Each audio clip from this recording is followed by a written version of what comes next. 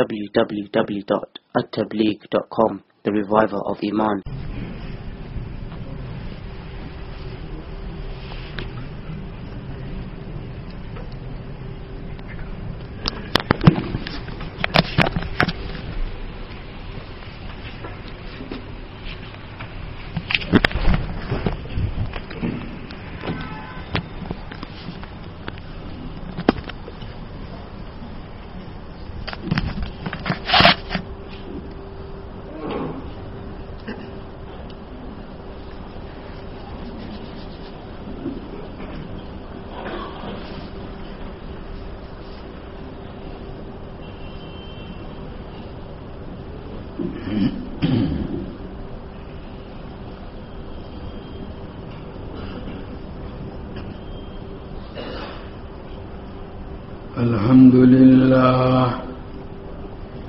الحمد لله نحمده ونستعينه ونستغفره ونؤمن به ونتوكل عليه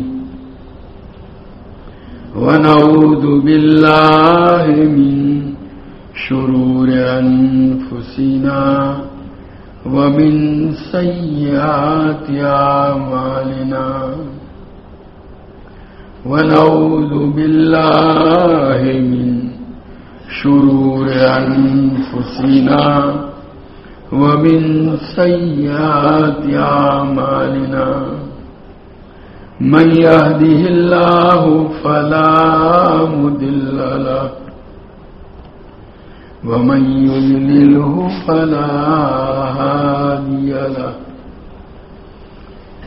ونشهد أن لا إله إلا الله وحده لا شريك له ونشهد أن سيدنا ومولانا محمدا عبده ورسوله أرسله إلى كافة الناس بشيرا ونذيرا وداعيا إلى الله بإذنه وسراجا منيرا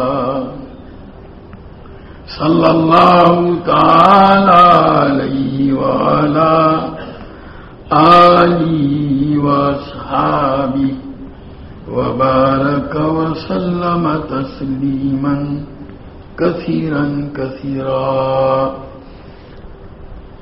اما بعد، باب نفخ الصور، سور کا پھونکا جانا.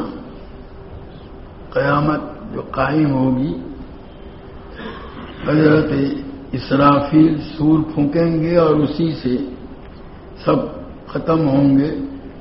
وہ اس کو بتلانا چاہتے ہیں.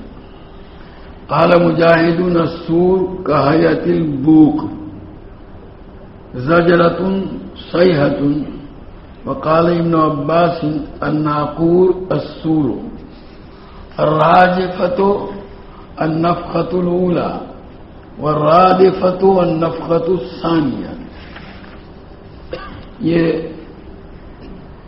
سور کے متعلق اس کی شکل کیا ہوگی، حضرت مجاہد ابن جبر رحمۃ اللہ علیہ جو ائمہ تفسیر میں سے ہیں، ان کا قول نقل کیا کہ سور کا حیت بوک، کہ سور جو ہے وہ بگل کی شکل کا ہوگا، نرسنگے کی شکل کا.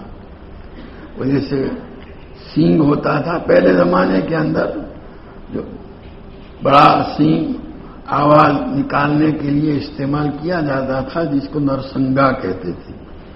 اب تو باقاعدہ اس کے لیے بنائے جاتے ہیں آلات، تو بگل کی شکل کا ہوگا. لیکن اب اس کی باقی آگے بڑا کتنا ہوگا یہ کوئی تفصیل نہیں ہے. مطلب یہ ہے کہ اس کے ذریعے سے آواز پیدا ہوگی، اور وہی آواز جو ہے وہ ساری دنیا کی ہلاکت کا سبب بنے گی. فإنما هي زجرۃ واحدہ. سورہ صافات کے اندر باری تعالیٰ کا ارشاد ہے کہ یہ ایک للکار ہوگی، اور امام بخاری اس کا ترجمہ کرتے ہیں صیحۃ، چیخ، چنگاڑ، زور کی آواز جس کی سننے سے سب مخلوق ختم ہو جائے گی۔ وقال ابن عباس الناقور السور فإذا نقر فی الناقور، یہ سورہ مدثر کے اندر ہے، جب سور میں پھونکا جائے گا، کیونکہ اس میں بھی سور کا تذکرہ ہے، اس لیے اس آیت کے اس لفظ سے اس کی طرف اشارہ کیا۔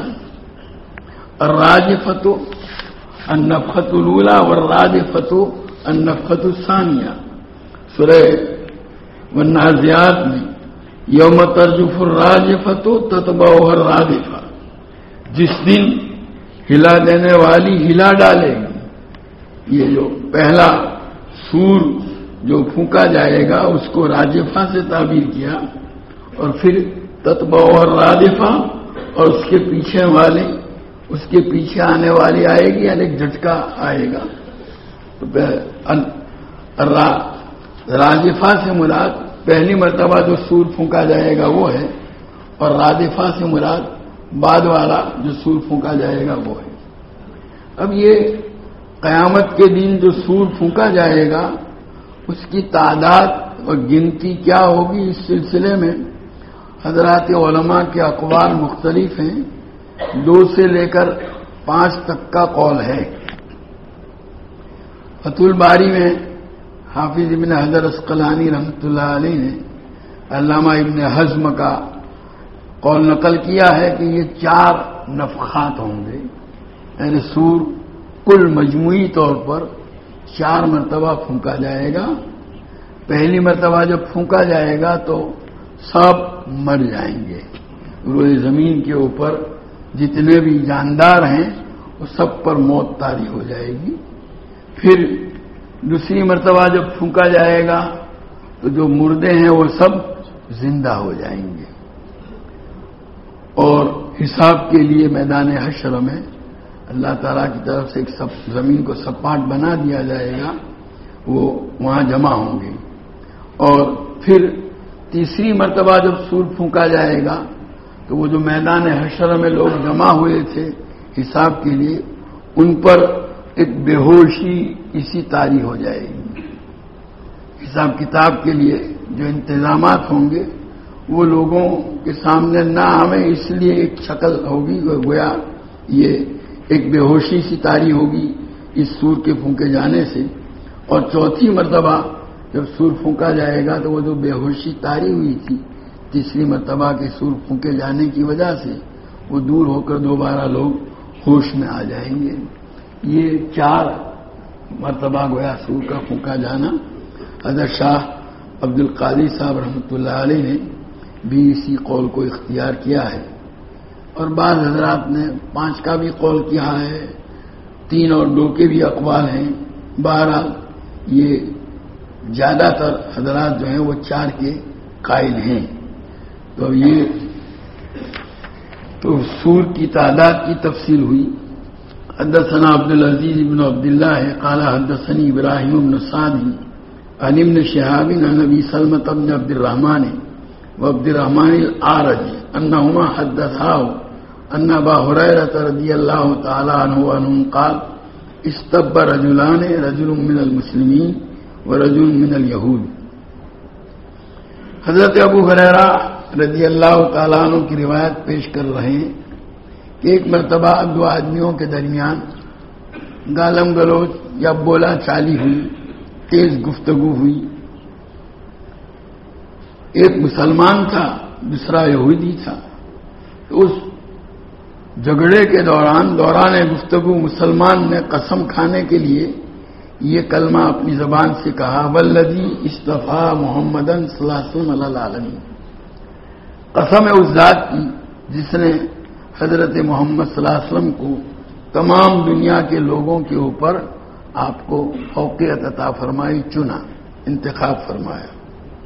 فقال الیہودی والذی اصطفیٰ موسیٰ علی العالمین، تو یہودی نے کہا قسم ہے اس ذات کی جس نے حضرت موسیٰ علیہ نبینا علیہ الصلوۃ والسلام کو تمام جہان والوں کے مقابلے میں چنا، فوقیت عطا فرمائی۔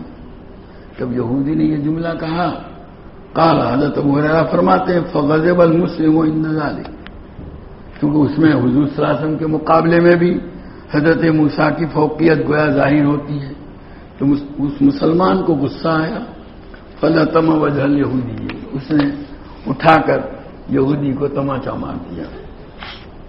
فذهب اليهودي الى رسول الله صلی اللہ علیہ وسلم فاخبره بما كان من امره وامر المسلمين، وہ یہودی فریاد کرنے کے لیے نبی کریم صلی اللہ تعالی علیہ وسلم کی خدمت میں حاضر ہوا، اور جو معاملہ اس کے اور مسلمان کے درمیان میں ہوا تھا وہ اس نے پورا حضور اکرم صلی اللہ تعالی علیہ وسلم کے سامنے بیان کیا۔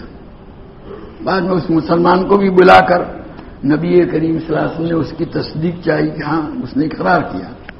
فقال رسول اللہ صلی اللہ علیہ وسلم لا تخیرونی علی موسیٰ، اس پر حضرت حضور اکرم صلی اللہ علیہ وسلم نے لوگوں کو خطاب کرتے ہوئے فرمایا، تم حضرت موسیٰ علی نبینا علیہ الصلوۃ والسلام کے مقابلے میں مجھے فضیلت نہ دو، ترجیح نہ دو۔ اب ایک سوال پیدا ہو سکتا ہے کہ اللہ تعالیٰ نے حضور اکرم صلی اللہ تعالی علیہ وسلم کا مقام و مرتبہ سب نبیوں سے بڑھ کر کے بنایا ہے، تو کوئی اگر حضور اکرم صلی اللہ علیہ وسلم کے اس مقام اور مرتبے کا اظہار کرتے ہوئے آپ کو سب نبیوں کے مقابلے میں بڑا بتائے تو اس میں اشکال کی کیا چیز ہے؟ تو اس کا جواب دیا گیا ہے کہ جس ترجیح دینے سے اور فضیلت سے منع فرمایا، ایسا انداز ترجیح دینے کے لیے اختیار کرنا جس سے دوسرے نبی حضرات انبیاء علیہ الصلوۃ والسلام کی شان میں کمی لازم آتی ہو۔ دو شخصیتیں اپنی جگہ پر بڑی باعزت شخصیتیں ہیں، ہر ایک کا اپنا اپنا ایک مقام ہے، ان میں سے ایک مقام اور مرتبے کے اعتبار سے بڑھ کر ہے دوسرے سے۔ اس صورت میں اگر اس کے مقام اور مرتبے کی بڑائی کو ظاہر کرنا ہے تو اس کے لیے انداز ایسا اختیار کیا جائے گا جس سے دوسرے کی تنقیص یا اس میں کمی لازم نہ آوے۔ تو یہاں جو حضور اکرم صلی اللہ تعالی علیہ وسلم نے لا تخیرونی فرمایا، اس کا خلاصہ یہی ہے کہ مجھے ایسی فضیلت نہ دو کہ اس کے نتیجے میں دوسرے کی تنقیص لازم آئے۔ یہاں اٹھا کر کے جو تماچا مار دیا تھا اس مسلمان نے یہودی کو، تو اس پر حضور صلی اللہ علیہ وسلم نے تنبیہ فرمائی، اور پھر اس موقع پر حضور اکرم صلی اللہ علیہ وسلم نے حضرت موسیٰ علی نبینا علیہ الصلوۃ والسلام کی ایک خوبی اور فضیلت کا تذکرہ کیا۔ کیا کیا؟ فإن الناس يسأقون يوم القيامة فأكون في أول من يفيق وإذا موسى باتش بجانب الأرض، کہ قیامت کے روز یہ وہی جو تیسرا سور پھونکا جائے گا، پہلے سور پر تو سب ختم ہو گئے تھے، دوسرے کے اوپر سب زندہ ہوئے، اور اس کے بعد تیسرا جو پھونکا گیا جس کے نتیجے میں سب پر بے ہوشی طاری ہوئی تھی، تو حضور اکرم صلی اللہ تعالی علیہ وسلم فرماتے ہیں کہ قیامت کے روز سور کے پھونکے جانے کے نتیجے میں لوگوں پر بے ہوشی طاری ہوگی، فَأَكُونُ فِي أَوَّلِ مَن يُفِيقُ، جو لوگ پہلے ہوش میں آئیں گے ان میں بھی ہوں گا، حضور صلی اللہ علیہ وسلم فرماتے ہیں فَإِذَا مُوسَىٰ بَاتِشٌ بِجَانِبِ الْأَرْضِ، تو میں جب ہوش میں آؤں گا تو دیکھوں گا کہ حضرت موسیٰ علی نبینا علیہ الصلوۃ والسلام عرش کا ایک کنارہ پکڑے ہوئے ہیں یا عرش کا پایا پکڑے ہوئے کھڑے ہیں۔ حضور ہوش میں آنے پر حضرت موسیٰ علی نبینا علیہ الصلوۃ والسلام کو ایسی حالت میں دیکھیں گے۔ اب حضور فرماتے ہیں فلا ادری اکان فی من سائق فافاق قبلی او کان ممن استثنى اللہ۔ اب حضور فرماتے ہیں میں یہ نہیں کہہ سکتا کہ ان کے اوپر بھی بے ہوشی طاری ہوئی تھی لیکن وہ مجھ سے پہلے ہوش میں آ گئے، اس لیے جب میں ہوش میں آیا تو دیکھا کہ وہ عرش کا کنارہ اور پایا پکڑے ہوئے ہیں، یا پھر ان پر بے ہوشی طاری ہونے کی نوبت ہی نہ آئی، بلکہ ان لوگوں میں سے وہ ہوئے جن کا قرآن پاک میں اللہ تبارک تعالیٰ نے استثناء فرمایا ہے۔ یہ جو قرآن پاک کی آیت ہے کیا ہے فنفخ الصور فإذا فصعق من في السماوات ومن في الأرض إلا من شاء فصعق من في السماوات ومن في الأرض. جب سور پھونکا جائے گا تو آسمانوں اور زمین کے اندر جتنی بھی مخلوق ہے وہ سب جو ہے وہ بے ہوش ہو جائے گی. ان پر بے ہوشی طاری ہو الا من شاء اللہ، سوائے اس کے جس کو اللہ چاہے گا. سوائے اس کے جس کو اللہ چاہے گا. وہ ان میں گویا حضرت موسیٰ علیہ نبینا علیہ الصلوۃ والسلام بھی گویا ہو سکتے ہیں کہ ان کے اوپر بے ہوشی طاری ہونے کی نوبت ہی نہیں. یا تو ہو ایسا ہو یا یہ ہے کہ بے ہوش ہوئے لیکن حضور صلی اللہ علیہ وسلم سے پہلے ہوش میں آئے. تو بہرحال اس سے ان کی ایک گنا فضیلت ثابت ہوتی ہے. اگر یہ جزوی فضیلت ہے، کلی نہیں ہے، لیکن بہرحال حضور صلی اللہ علیہ وسلم اس موقع پر اس کو بیان فرما رہے ہیں. تو بس یہاں تو وہ جو اس ضمن میں سور کے پھونکے جانے کا جو تذکرہ ہوا اور اس کی وجہ سے لوگ بے ہوش ہوں گے، اس کو جو بیان کیا گیا، اسی نسبت سے اس حدیث کو یہاں پر پیش کیا گیا ہے. اور جن لوگوں کا استثناء ہے وہ کون لوگ ہیں، تو بہت سے اس سلسلے میں بہت ساری باتیں کہی گئی ہے. بعض تو کہتے ہیں کہ یہ شہداء ہوں گے، بعض کہتے ہیں کہ حضرات انبیاء. بحقی کا رجحان اسی کی طرف ہے. اور بعضوں نے کہا کہ حضرت جبرائیل، حضرت میکائیل، حضرت اسرافیل، ملک الموت یہ اس میں داخل ہیں. بعضوں نے عرش کے اٹھانے والے فرشتوں کو شامل کیا ہے. بہرحال یہاں اس کی تشریح وضاحت اس میں نہیں آئی اعلیٰ تعین کے ساتھ.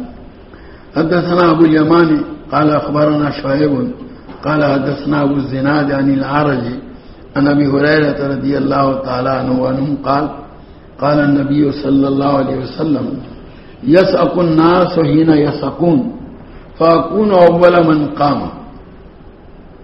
لوگ بے ہوش ہو جائیں گے جب وہ بے ہوش ہوں گے، اور یہ بے ہوش ہوں گے وہی سور کے پھونکے جانے پر. فأكون أول من قام، تو میں سب سے پہلا شخص ہوں گا جو اس بے ہوشی سے اٹھے گا، میں اٹھوں گا. فإذا موسیٰ آخذ بالعرش، تو میں دیکھوں گا کہ حضرت موسیٰ اللہ نبینا علیہ الصلوۃ والسلام عرش کو پکڑے ہوئے، اس کا کنارہ یا پایا پکڑے ہوئے کھڑے ہیں. فما ادری اکان فی من صعق، اب میں نہیں کہہ سکتا کہ وہ ان لوگوں میں تھے جن کے اوپر بے ہوشی طاری ہوئی لیکن مجھ سے پہلے ہوش میں آئے، یا بے ہوشی طاری ہونے کی نوبت ہی نہیں آئی. رواہ ابو سعید عن النبی صلی اللہ علیہ وسلم. چنانچہ ایک اور روایت میں یہ ہے کہ حضرت موسیٰ علیہ نبینا علیہ الصلوۃ والسلام نے اپنی زندگی میں اللہ تبارک تعالیٰ سے درخواست کی تھی، یا رب ارینی انظر الیک، اے باری تعالیٰ آپ مجھے اپنی ذات کا دیدار کرائیے کہ میں آپ کو دیکھوں. تو باری تعالیٰ کی طرف سے جواب دیا گیا قال لن ترانی. باری تعالیٰ نے فرمایا موسیٰ آپ دیکھ نہیں سکیں گے مجھے، ولکن انظر الی الجبل فإن استقر مکانہ فسوف ترانی. آپ پہاڑ کو دیکھیے، اگر وہ اپنی جگہ پر ٹھہرا رہے میری تجلی کے بعد بھی تو آپ مجھے دیکھ پائیں گے. پھر فلما تجلی ربہ للجبل، جب اللہ تعالیٰ نے پہاڑ کے اوپر اپنی تجلی ڈالی تو پہاڑ جو ہے ریزہ ریزہ ہو گیا، اور حضرت موسیٰ علیہ نبینا علیہ الصلوۃ والسلام بے ہوش ہو کر گر پڑے. تو حضور صلی اللہ علیہ وسلم کی روایت میں یہ بھی ہے، بخاری ہی کی روایت ہے کہ شاید وہ بے ہوشی ان کی جو ہے وہ کافی ہو گئی. اب ان کو اس وقت قیامت کے روز تیسرے سور کے پھونکے جانے کے وقت بے ہوش ہونے کی نوبت نہیں آئے گی.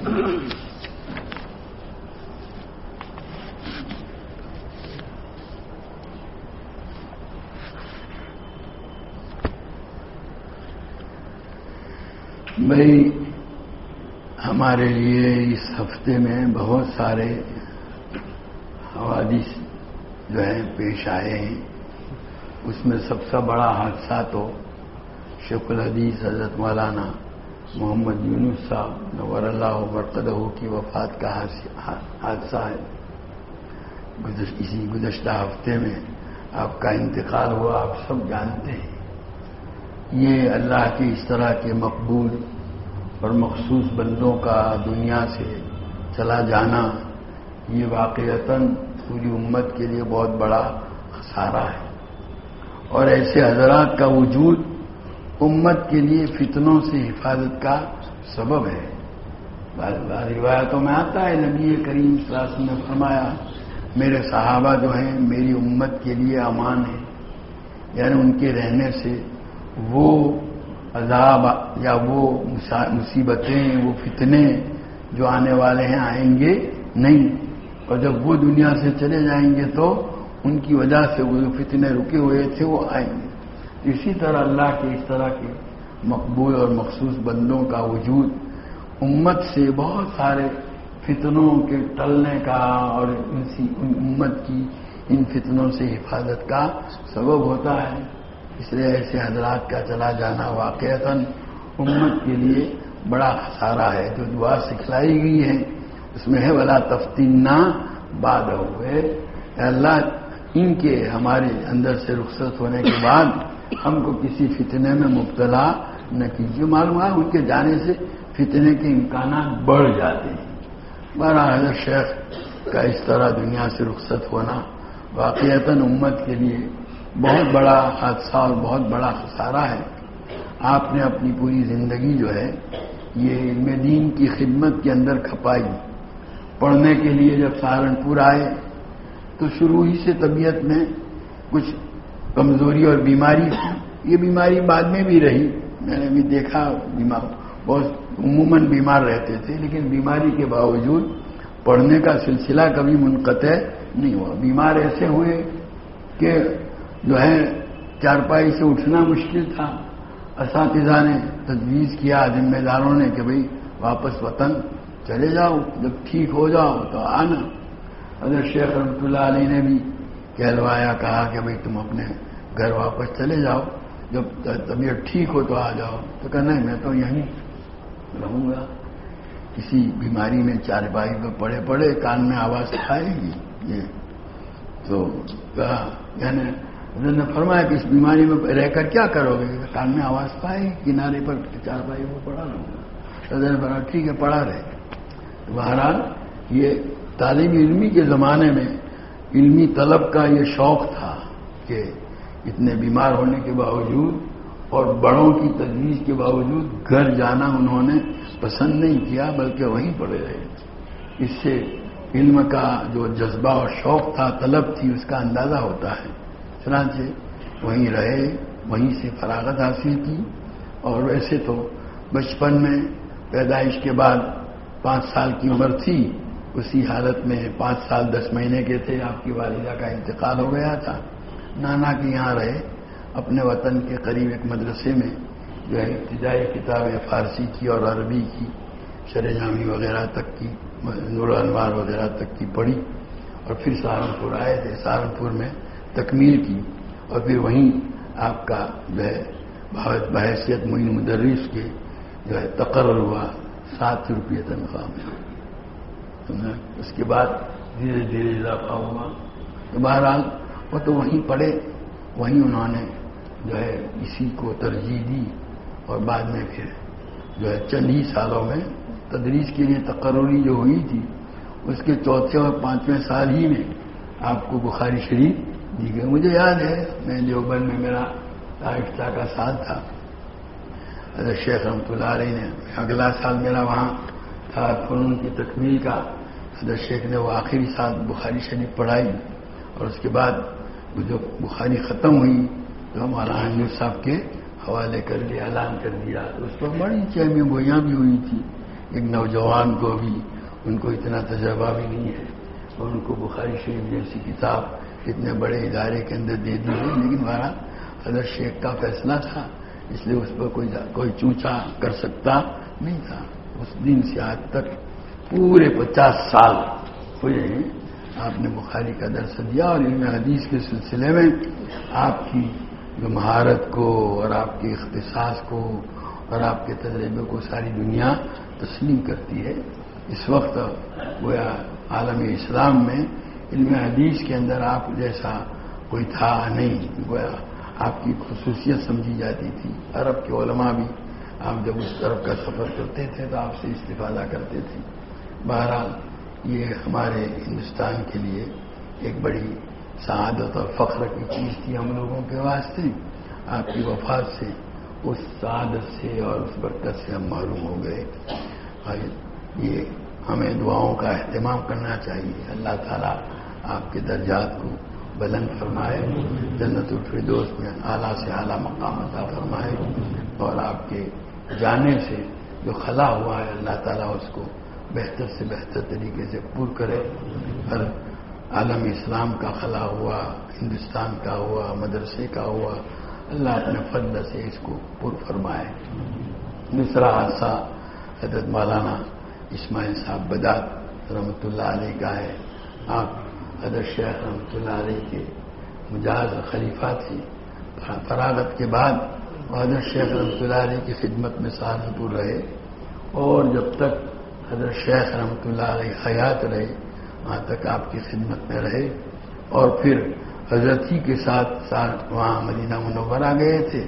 حضرت کی وفات کے بعد وہی مدینہ منورہ ہی میں سکونت پذیر ہو گئے تب سے آج تک, اور وہی مدینہ منورہ میں انتقال بھی ہوا. وہاں جو ہے جو لوگ بھی جاتے تھے ملاقات کرتے تھے, دیکھتے تھے. جانتے ہیں آپ کا عام مشغلہ جو ہے قرآن پاک کی تلاوت, روزانہ ایک قرآن ختم کرتے تھے. عموماً جو ہے وہ ہمیشہ قرآن ہی ہاتھ میں ہوتا تھا. یہ اللہ تعالیٰ نے وہیں مدینہ منورہ کی موت عطا فرمائی. یہ بھی ہم لوگوں کے لیے ایک حادثہ ہے. اور ابھی 2-3 روز پہلے حضرت مولانا حکیم الیاس صاحب رحمۃ اللہ علیہ, جو حضرت شیخ رحمۃ اللہ علیہ کے داماد ہوتے ہیں, مولانا شاہد صاحب کے والد بزرگوار حضرت مولانا زبیر الحسن صاحب رحمۃ اللہ علیہ کے خسر, اور مولانا زہیر جو وہاں نظام الدین میں ہے اس وقت, ان کے نام ہوتے ہیں. حکیم مولانا محمد الیاس صاحب حضرت شیخ رحمۃ اللہ علیہ کے ساتھ ان کا بھی بڑا قدیم رابطہ تھا. رمضان المبارک میں حضرت کا قرآن سننے کا انہی کے حوالے تھے. یہی سال سے حضرت شیخ رحمۃ اللہ علیہ کا قرآن رمضان میں دور سننے کی خدمت انجام دی انہوں نے. یہ اور ان کے بھائی, بڑے بھائی تھے حضرت مولانا یحییٰ مفتی یحییٰ صاحب کو. مہاراج ان کا بھی ایک وجود تھا, برکتیں تھی. ان کا بھی وہ 2-3 روز پہلے انتقال ہوا.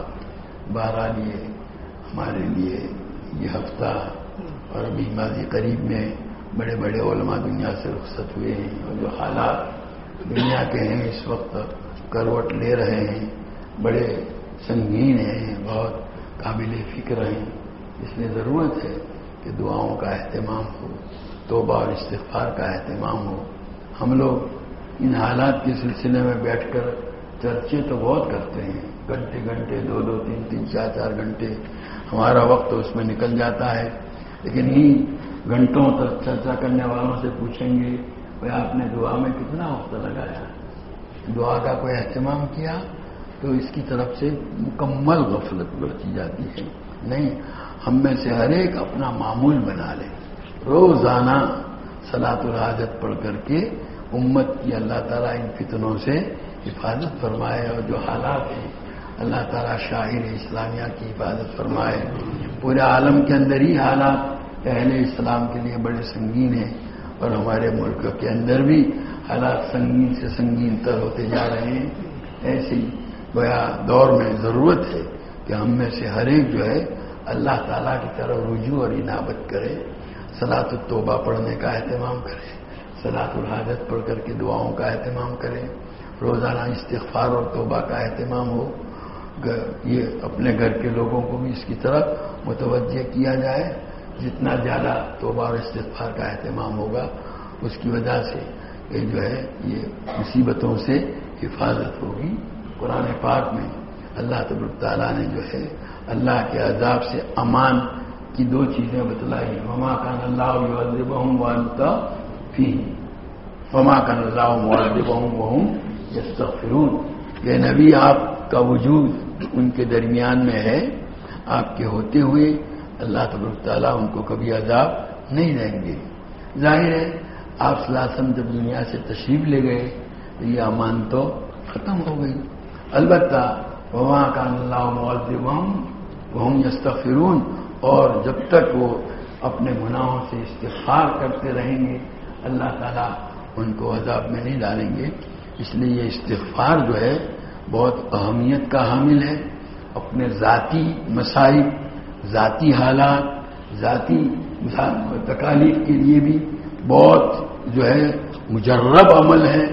روزانہ رات کو سونے سے پہلے جو ہے اگر 300 مرتبہ استغفار اور 300 مرتبہ درود شریف کا اہتمام کیا جائے. استغفار میں بھی استغفر اللہ الذی لا الہ الا هو الحی القیوم واتوب الیہ.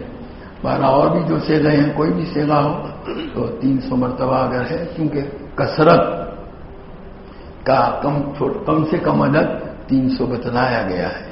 اس کا اگر اہتمام کریں گے تو اپنے جو حالات ہیں ان میں بھی بہت کچھ تبدیلی آ جائے گی، اور اجتماعی طور پر تمام آدمی اس کا اہتمام کریں گے تو امت کے حالات میں بھی تبدیلی آئے گی. نبی کریم صلی اللہ علیہ وسلم نے باقاعدہ جو ہے تاکید فرمائی ہے کہ حضرت ابو ہریرہ رضی اللہ تعالیٰ عنہ کی روایت ہے بخاری شریف میں کہ انی لا استغفر اللہ واتوب علیہ فی یوم اکثر من 70 مرۃ. حضور صلی اللہ علیہ وسلم فرماتے ہیں کہ ایک ایک دن میں 70 سے زیادہ مرتبہ میں اللہ کے حضور توبہ کرتا ہوں، استغفار کرتا ہوں. حالانکہ حضور صلی اللہ علیہ وسلم تو معصوم تھے. ایک اور روایت میں نبی کریم صلی اللہ علیہ وسلم نے لوگوں کو خطاب کرتے ہوئے حکم دیا کہ تم اللہ کے حضور توبہ اور استغفار کرو، اس لیے کہ میں ایک ایک دن میں 100 مرتبہ توبہ اور استغفار کرتا ہوں. تو بہرحال اس کا اہتمام سب لوگ اس کا اہتمام کریں، اپنے لیے لازم کر لیں اور دعاؤں کا بھی اہتمام کریں. آپ ایک وقت فارغ کر لیں روزانہ 15-20 منٹ، اس میں صلاۃ التوبہ پہلے پڑھ لیں، اس کے بعد صلاۃ الحاجت پڑھ کر اپنے اور پوری امت کے حالات کے لیے دعاؤں کا اہتمام کریں.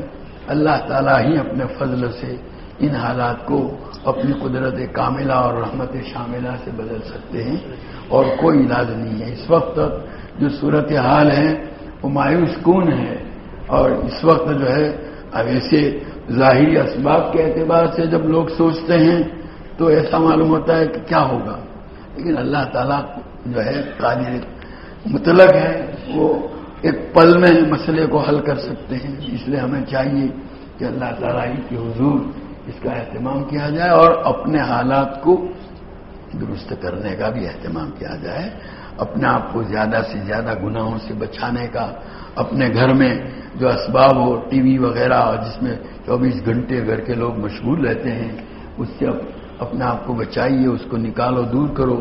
آپسی حقوق جو ہیں ان کی ادائیگی کا اہتمام، خاص کر کے بندوں کے حقوق، جو حق تلفیاں ہوتی ہیں، لوگوں کا حق جو مار لیا گیا ہے اس کو ادا کرنے کا، یہ چیز بھی عذاب کا عموماً باعث ہوتی ہے. اور آج کل اس کی طرف سے اتنی غفلت برتی جاتی ہے، لوگوں کے پیسے رقمیں باقی ہوتی ہے اور ان کو ادا کرنے کی طرف دھیان نہیں دیا جاتا.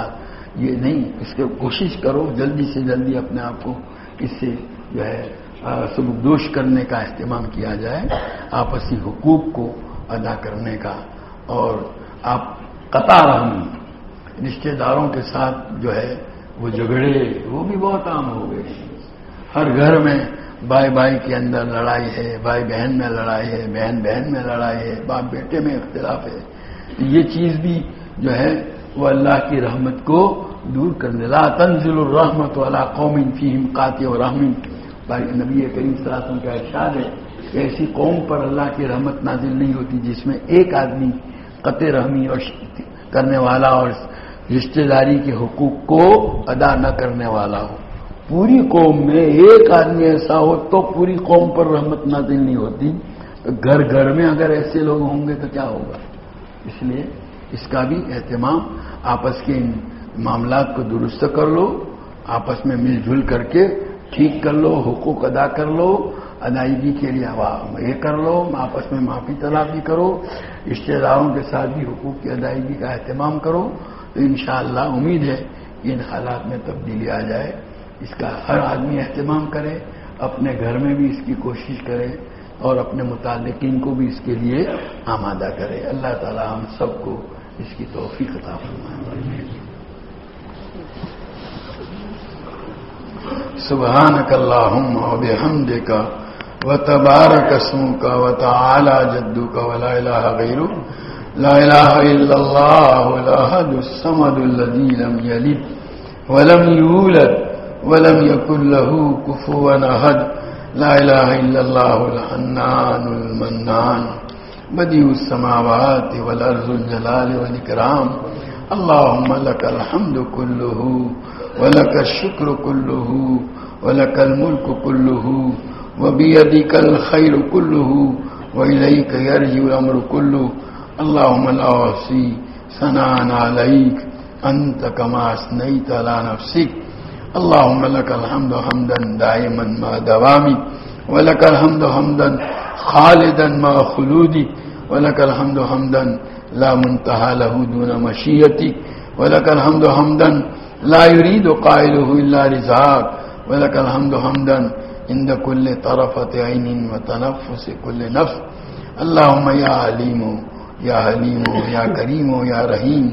اللهم يا كبير اللهم يا سميع يا بصير يا من لا شريك له ولا وزير له ويا خالق الشمس والقمر المنير ويا عصمة البائس الخائف المستجيب ويا رازق الطفل الصغير ويا جابر العزم الكثير.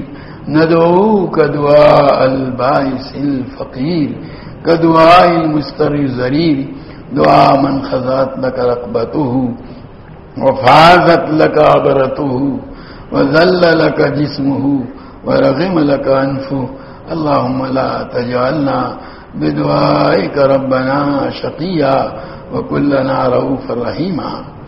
اللهم صل على سيدنا ومولانا محمد وعلى آل سيدنا ومولانا محمد كما صليت على سيدنا إبراهيم وعلى آل سيدنا إبراهيم إنك حميد مجيد.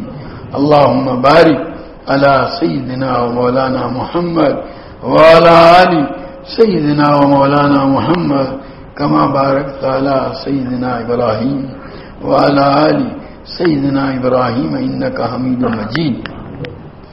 اللهم صل صلاة كاملة وسلم سلاما تاما على سيدنا محمد تنحل به العقد وتنفرج به الكرب وتقضى به الهوائج وتنال به الرغائب ويستسقى الغمام بوجهه الكريم وعلى آله وصحبه في كل لمحة ونفس بعدد كل معلوم لك.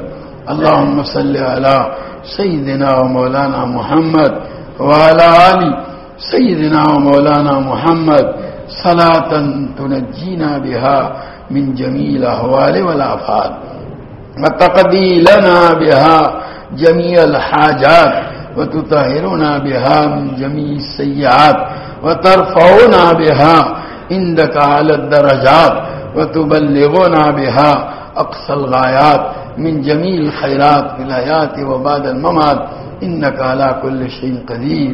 ربنا ظلمنا أنفسنا وإن لم تغفر لنا وترحمنا لنكونن من الخاسرين. ربنا اغفر لنا ذنوبنا وإسرافنا في أمرنا وثبت أقدامنا وانصرنا على القوم الكافرين. ربنا اغفر لنا ولإخواننا الذين سبقونا بالإيمان ولا تجعل في قلوبنا غلا للذين آمنوا ربنا إنك رؤوف رحيم. ربنا لا تؤاخذنا إن نسينا وأخطأنا ربنا ولا تحمل علينا إسرا كما حملته على الذين من قبلنا ربنا ولا تحملنا ما لا طاقة لنا به واعف عنا واغفر لنا وارحمنا أنت مولانا فانصرنا على القوم الكافرين. اللهم اغفر لنا ذنوبنا كلها دقها وجلها علانيتها وسرها أولها وآخرها ظاهرها وباطنها. اللهم إنا نتوب إليك من المعاصي كلها لا نرجع إليها أبدا اللهم مغفرتك أوسع من ذنوبنا ورحمتك أرجى عندنا من أعمالنا. اللهم إن مغفرتك أوسع من ذنوبنا ورحمتك أرجى عندنا من أعمالنا. اللهم إنك عفو كريم رحيم تحب العفو فاعف عنا يا كريم. اللهم إنا نسألك رضاك والجنة. اللهم إنا نسألك رضاك والجنة. اللهم إنا نسألك رضاك والجنة ونعوذ بك من سخطك والنار. ونعوذ بك من سخطك والنار. ونعوذ بك من سخطك والنار. اللهم إن قلوبنا ونواسينا وجوارحنا بيدك لم تملكنا منها شيئا فإذا فعلت ذلك بنا فكن أنت ولينا واهدنا إلى سواء السبيل. اللهم حبب إلينا الإيمان وزينه في قلوبنا وكره إلينا الكفر والفسوق والعصيان واجعلنا من الراشدين. اللهم آت نفوسنا تقواها وزكها أنت خير من زكاها أنت وليها ومولاها. اللهم وفقنا لما تحب وترضى من القول والعمل والفعل والنية والهدى. اللهم اجعلنا هادين مهتدين غير ضالين ولا مضلين سلما لأوليائك وحربا لأعدائك. نحب بحبك من أحبك ونعادي بعداوتك من خالفك من خلقك. اللهم اغننا بالعلم وزينا بالعلم واكرمنا بالتقوى وجملنا بالعافية. اللهم إنا نعوذ بك من جهد البلاء ودرك الشقاء وسوء القضاء وشماتة الأعداء. اللهم إنا نعوذ بك من زوال نعمتك وتحول عافيتك وفجاءة نقمتك وجميع سخطك. اللهم آتنا أفضل ما تؤتي عبادك الصالحين. اللهم لا تنزي منا صالح ما أعطيتنا. اللهم استر عوراتنا وآمن روعاتنا. اللهم أحسن عاقبتنا في الأمور كلها وأجرنا من خزي الدنيا وعذاب الآخرة. اللهم واقية كواقية الوليد. اللهم واقية كواقية الوليد. اللهم إنا نسألك من خير ما سألك منه نبيك محمد صلى الله عليه وسلم ونعوذ بك من شر ما استعاذك منه نبيك محمد صلى الله عليه وسلم وأنت المستعان وعليك البلاغ ولا حول ولا قوة إلا بالله العلي العظيم. اللهم اغفر لأمة محمد صلى الله عليه وسلم. اللهم ارحم أمة محمد صلى الله عليه وسلم. اللهم تجاوز عن أمة محمد صلى الله عليه وسلم. اللهم اصلح أمة محمد صلى اللہ علیہ وسلم. اے اللہ ہمارے گناہوں کو معاف فرما. گنہگار ہیں، خطا کار ہیں، قصوروار ہیں. اے اللہ اب تک کی ہماری زندگی تیری نافرمانیوں میں گزری. تو نے جن کاموں کو کرنے کا حکم دیا ان کو بجا نہیں لائے، اور تو نے جن چیزوں سے منع فرمایا انہی کا ارتکاب کرتے رہے. گناہ کر کر کے لذتیں حاصل کرتے رہے اور تیرا دیا ہوا رزق کھا کھا کر تیرا مقابلہ کرتے رہے. اے اللہ اگر تو نے ہماری مغفرت نہیں فرمائی ہمارا کوئی ٹھکانہ نہیں رہے گا. مولا معاف کر دے، مولا معاف کر دے، مولا معاف کر دے. تجھے معافی بہت پسند ہے. بندے جب تجھ سے اپنے گناہوں کی مغفرت چاہتے ہیں خوش ہو کر تو اپنے فرشتوں سے کہتا ہے یہ بندہ جانتا ہے کہ اس کے گناہوں کو میرے علاوہ کوئی معاف نہیں کر سکتا. یقیناً اے اللہ ہمارے گناہوں کو آپ ہی معاف کر سکتے ہیں. ہماری مغفرت فرما، ہمارے اہل و عیال کی مغفرت فرما، ہمارے والدین کی مغفرت فرما، ہمارے بھائی بہن اور ہماری اولاد در اولاد کی مغفرت فرما، ہمارے اعزاء اور اقارب کی مغفرت فرما، ہمارے اساتذہ اور مشائخ کی مغفرت فرما، ہمارے دوست اور احباب کی مغفرت فرما، ہمارے محسنین و متعلقین مخلصین و محبین کی مغفرت فرما، جنہوں نے ہم سے دعاؤں کے لیے کہا لکھا، جو ہم سے دعاؤں کی توقع اور امید رکھے ہوئے ہیں، اللہ ان کی مغفرت فرما۔ اللہ تمام مومنین و مومنات، مسلمین و مسلمات، پوری امت محمدیہ کی مغفرت فرما، ہمارے چھوٹے اور بڑے، ظاہر اور پوشیدہ، اگلے اور پچھلے سارے گناہوں کو معاف فرما، ہماری سیئات کو حسنات سے مبدل فرما۔ اے اللہ، گناہوں کی نفرت اور نیکیوں کی رغبت ہمارے قلوب کے اندر ڈال دے، ایک لمحے کے لیے بھی اے اللہ تیری معصیت اور تجھ سے غفلت میں مبتلا ہونے سے ہماری پوری حفاظت فرما۔ اے اللہ ہم سب پر اپنا خصوصی فضل فرما، تیری مرضیات پر تو ہم کو زیادہ سے زیادہ چلا کر تیری نامرضیات سے ہماری پوری حفاظت فرما۔ نبی کریم صلی اللہ تعالی علیہ وسلم کے طریقوں سنتوں کو اپنی زندگی کے ہر شعبے میں جاری کرنے اور اپنانے کی تو ہمیں توفیق و سعادت عطا فرما۔ حضور اکرم صلی اللہ علیہ وسلم کے طریقوں کی محبت اور غیروں کے طریقوں کی نفرت ہمارے قلوب کے اندر ڈال دے۔ اے اللہ، پورے عالم میں تیرے حبیب پاک صلی اللہ علیہ وسلم کی امت اے اللہ کاٹی جا رہی ہے، ماری جا رہی ہے، جلائی جا رہی ہے، اے اللہ مظلومیت کا شکار ہے، اے اللہ یہ سب کچھ ہماری بدعمالیوں کا نتیجہ ہے۔ اے اللہ تو ہی فیصلہ فرما دے، اے اللہ تو اپنی اطاعت اور فرما برداری کا فیصلہ فرما دے۔ اے اللہ ہم چاہیں یا نہ چاہیں ہماری پیشانیاں پکڑ کر تو اپنی اطاعت اور فرما برداری ہم سے کروا لے، تیرے فیصلے کی دیر ہے۔